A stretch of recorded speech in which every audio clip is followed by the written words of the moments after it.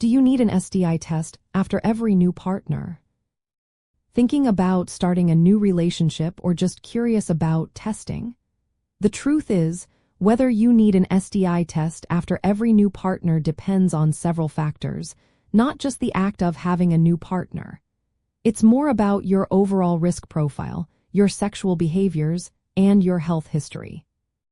For women under 25, health authorities recommend getting tested for chlamydia and gonorrhea once a year, regardless of how many partners you have.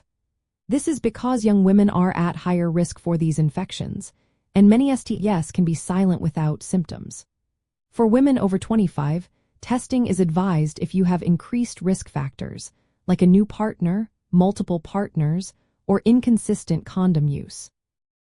Men who have sex with women are generally less specifically guided, but men who have sex with men should get tested at least once a year for syphilis, chlamydia, and gonorrhea.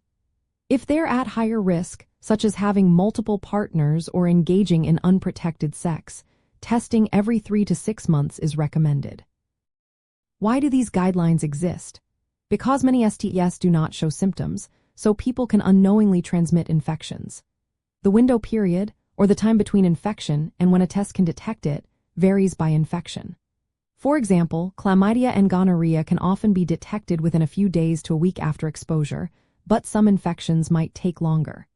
Testing helps catch infections early, so they can be treated before causing health problems or spreading further.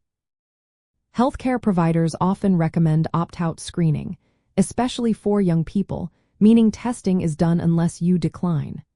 This approach helps normalize testing and catch infections early, even if you don't have symptoms. When you see a healthcare provider, sharing your sexual history honestly helps them decide if more frequent testing is needed.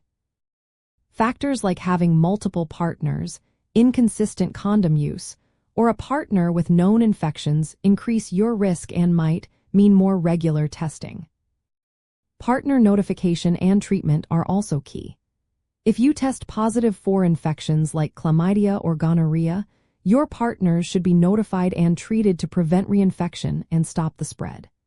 Sometimes, healthcare providers can give you medication to pass on to your partners without them needing to see a doctor first, which is called expedited partner therapy. In summary, having a new partner can be a reason to consider testing, but it's not the only factor. Your overall sexual activity, history, and risk factors matter most.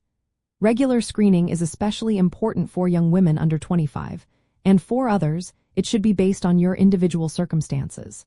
The best step is to talk openly with your healthcare provider.